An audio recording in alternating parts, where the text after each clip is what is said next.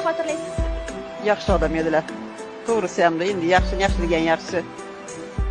Yatganlari jannat bo'lsin, iloyim. Yaxshi munosabatda bo'lardilar. Odamiyligi bor edilar.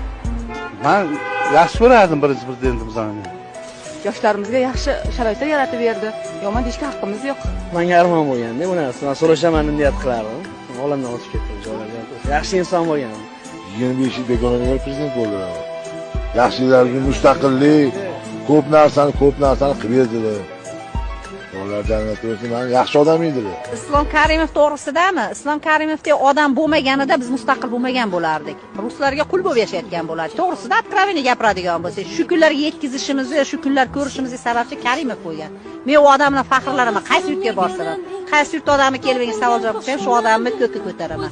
Joylari jannatdan bo'lsin. Kechirasiz, gazimiz bor. Tillamiz bor, uranimiz bor, paxtamiz bor. Meva sabzavotimiz bor, zahmatkash, mehnatkash xalqimiz bor. Biz nima konvertatsiya qilmay yana 50 yil kutamiz?